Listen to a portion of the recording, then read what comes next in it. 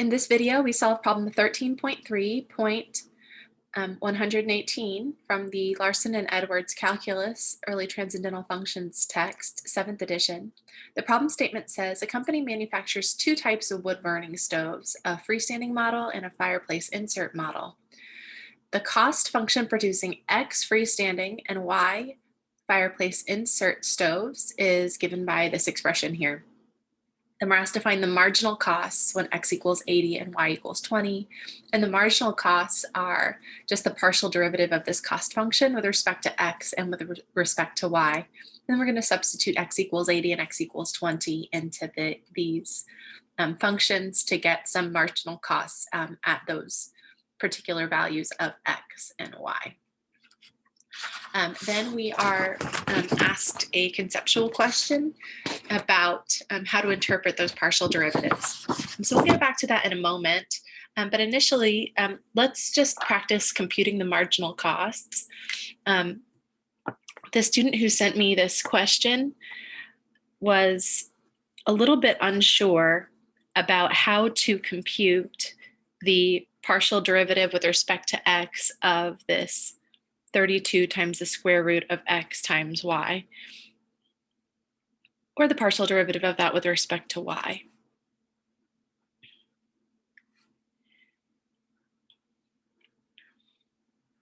Well, there are two ways to do it. One way involves the chain rule, and the other way involves just using a little bit of algebraic manipulation.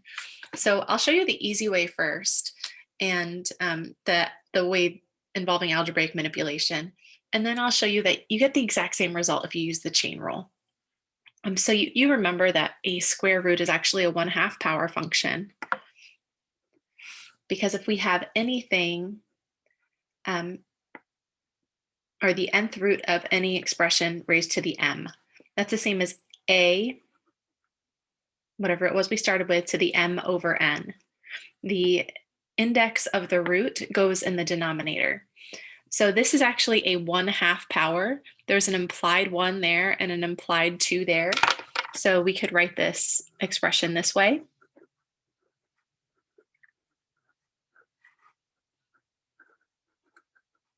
I'm just writing everything else down. I'm not really doing anything to that.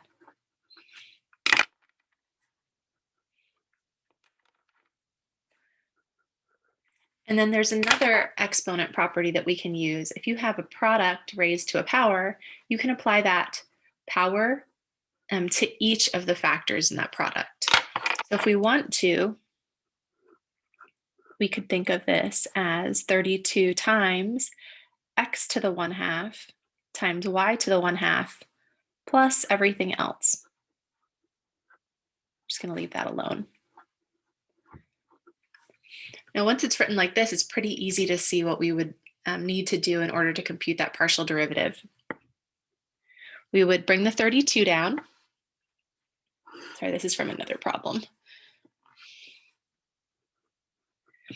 Then if we're taking the derivative of X to the 1/2, we would bring the 1/2 down, multiply by X to the 1 less power. And then we multiply by that Y to the 1/2 because the Y to the 1/2 is being treated as a constant when we take the partial derivative with respect to X.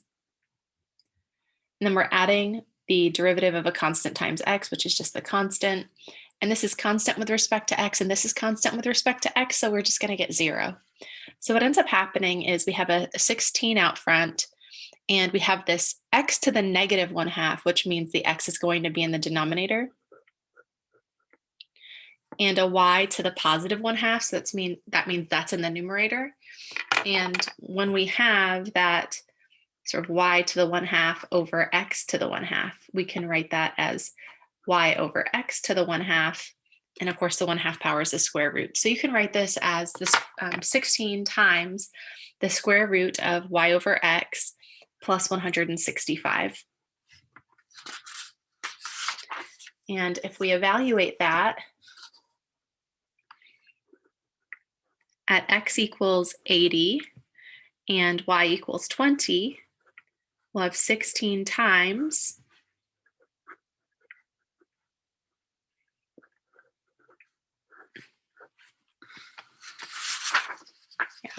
I don't know if I said 165, but I meant to say 165 if I didn't. This expression evaluated at x equals 80 and y equals 20.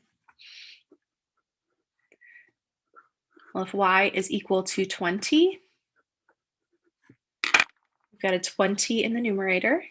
If x is equal to 80, we have an 80 in the denominator. And that simplifies to 1/4, as 20 goes into 80 4 times.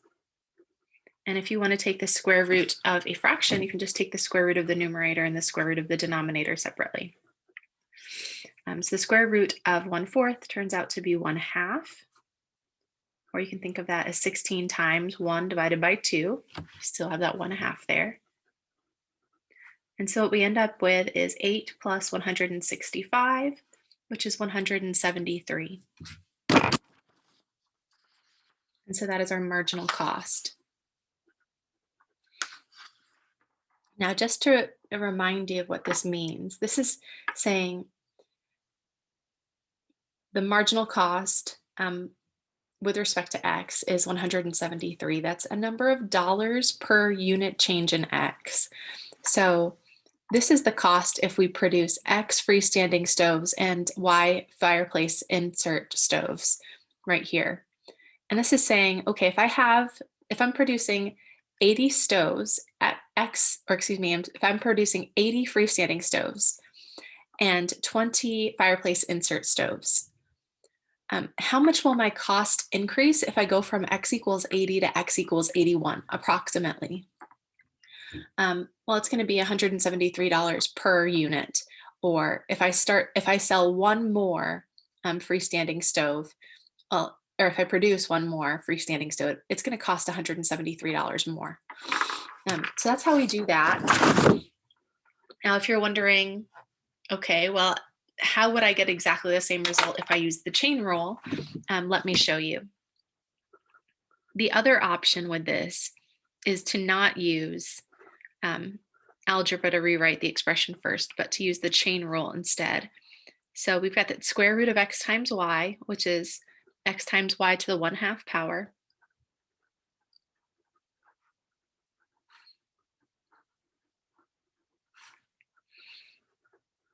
Now, if I use the chain rule to compute this derivative, I've got an inside function here and an outside function there.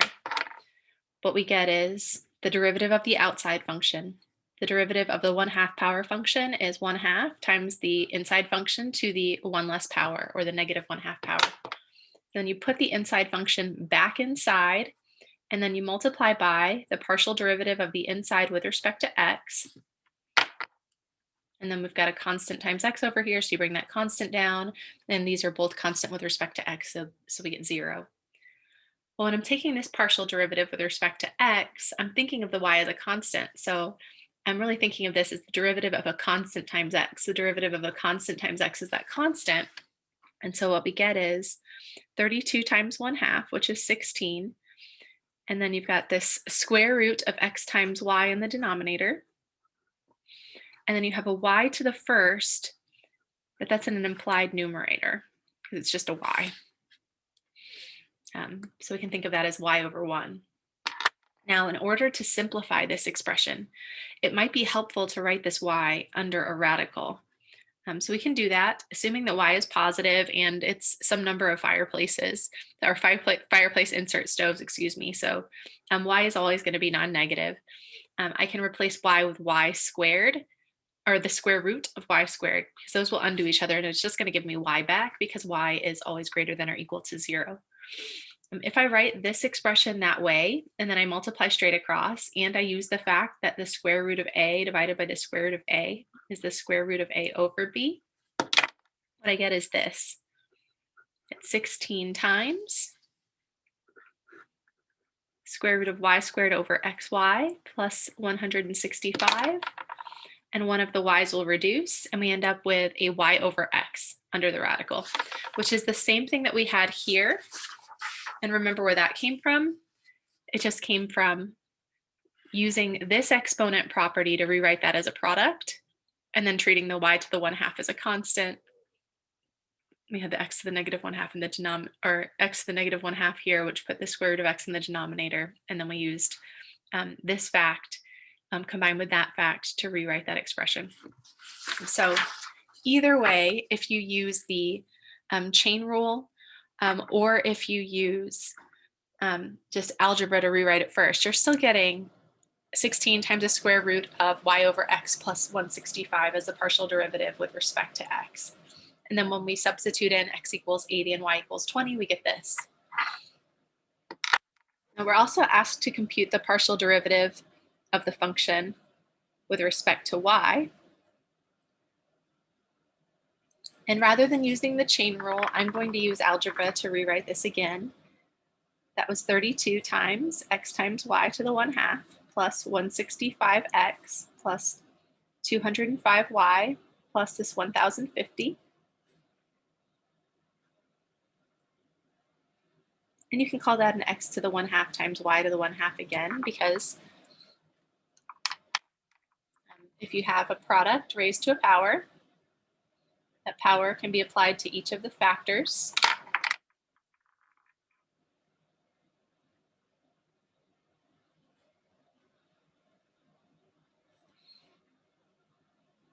So I'm differentiating with respect to y, and I'm treating x as a constant.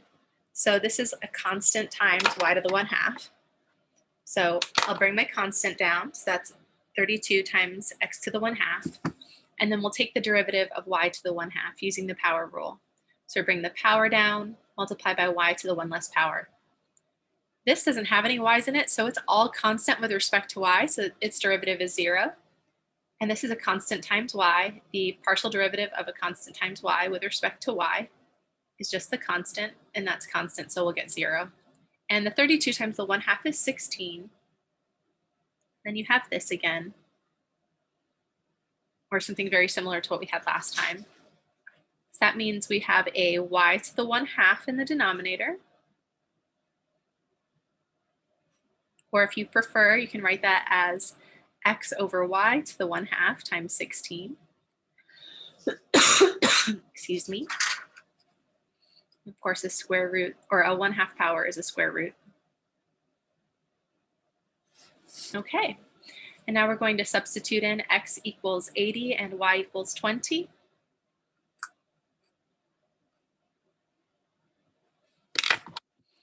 So if x is 80 and y is 20, we'll have a 4 here.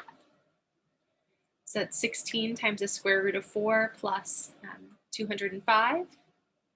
Square root of 4 is 2, so that's 16 times 2, which is 32, plus 205, so we'll have 237.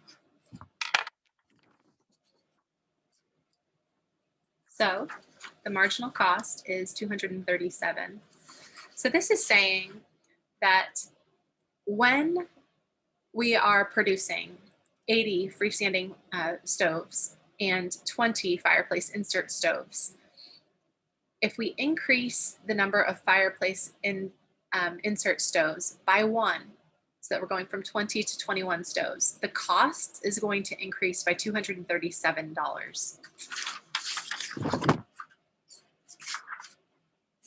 Okay, now we're ready to answer to the related question. It says, when additional production is required, which model of stove results in the cost increasing at a higher rate? How can this be determined from the cost model? So let's look at that again. Which model of stove results in the cost increasing at a higher rate? Well, if you make more of either model, your costs are going to increase. This rate, this 237, is larger than that rate, the 173.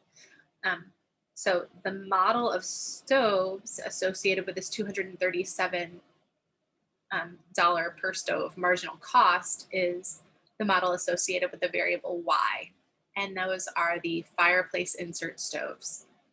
If you make a fireplace insert stove at that particular number of freestanding stoves and fireplace insert stoves, if you make one more fireplace insert stove, the cost is going to increase by $237, which is more than if the cost were to increase by $173, which is what happens when you increase the number of freestanding stoves by 1. So we'll say the cost of the fireplace insert